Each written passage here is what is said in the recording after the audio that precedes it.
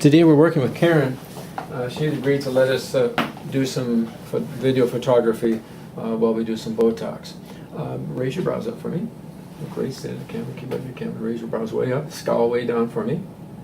Big smile. Okay, pucker up. And then smile again. Okay, so we see raise your brows up real high. You can see the transverse lines. And if we want to have the transverse lines go away, we'll put some Botox there. Scowl down for me. She's had Botox in the past, so she knows about it. So we'll put some Botox there to kind of ameliorate those. Smile big. So I like to mark the scowl lines. Now raise your brows up. I'm using an eyeliner to make my lines so they erase off easily. Here is the attachment, the lateral attachment of the frontalis.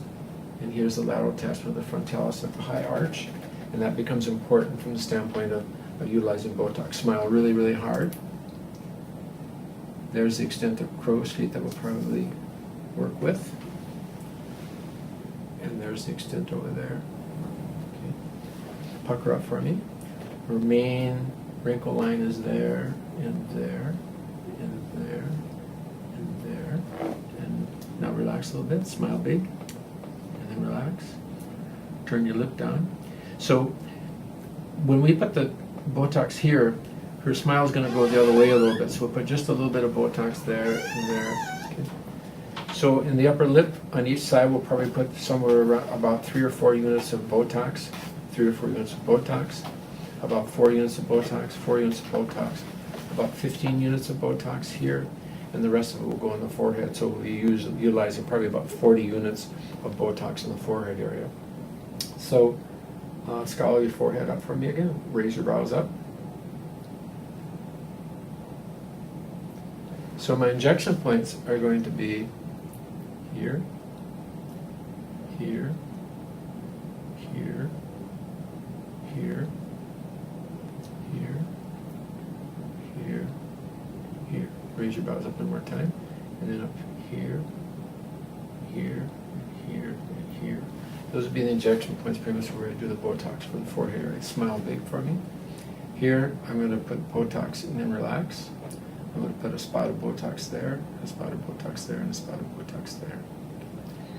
There's 2 techniques that we'll talk about. One is to use spot injections, and the other one is to use a tunneling technique.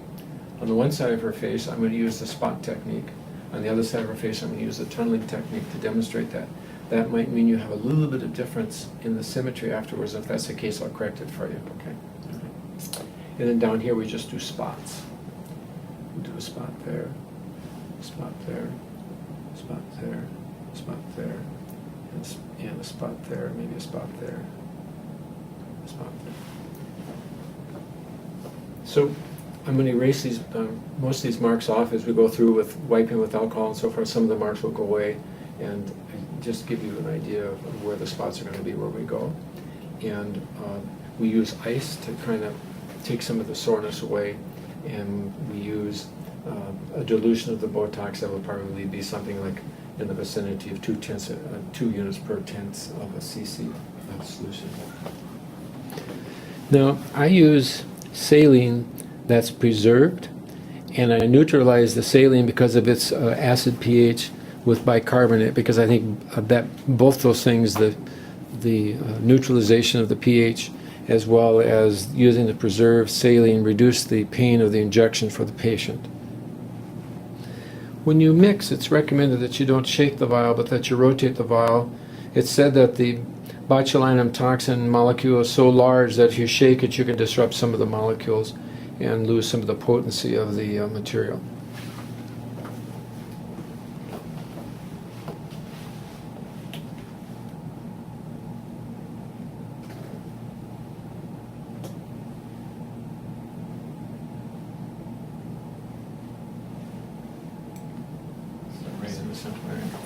So we're using an ice roller. You could use a bag of ice also. The ice roller tends to be a little bit colder to give the benefit of the ice. When it gets so cold that you can't stand it, let me know. Okay. Now for injecting the area of the glabella, I like to bend the needle to a 45-degree angle, as you can see, that you'll see here in a second, because it makes it easier for me to get there. Okay. So they're going to be used right here, getting the supercilii, the procerus, and the corrugators. And you see me doing the tunnel technique, sorry. I've been using the tunnel technique here, rather than the puncture technique. So I've just injected 12.5 units of Botox into the glabella area, and that's probably an adequate dose for that area, because we're doing a little less, because Cameron would like us to go to several different areas. We're going to use a little bit lesser dose than we might typically use there. We might typically use more like 15 or 20 units.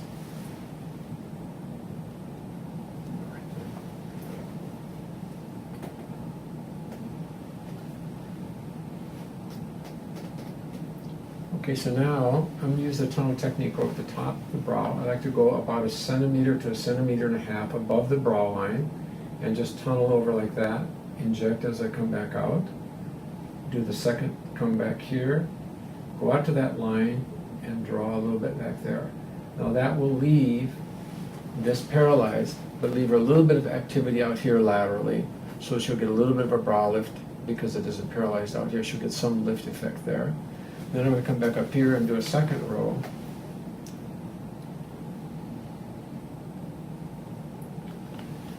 On that second row of transverse.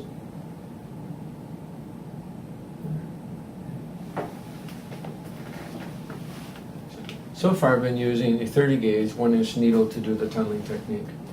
On the other side of the face, I'm going to be using the individual puncture technique, and I'm going to use a 32 gauge needle to do that. And I kind of like the tunneling technique, but I'm okay with the individual spot technique too.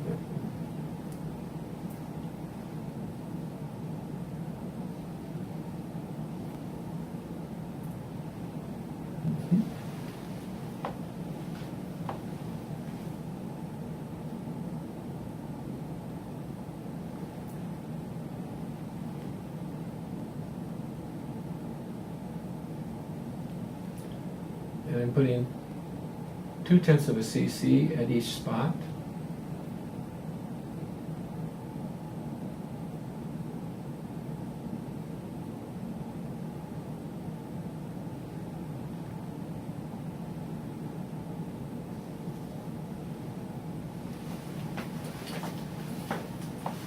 To accomplish that.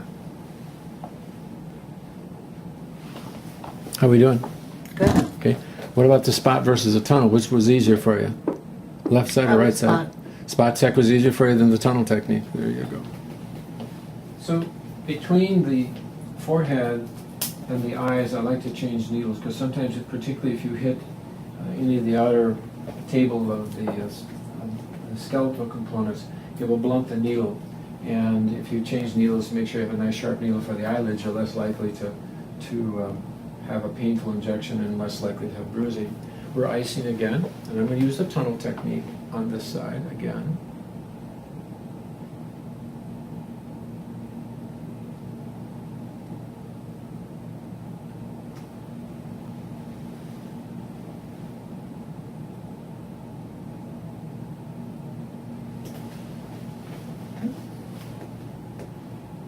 Good.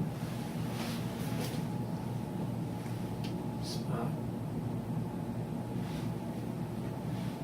Spot. Spot.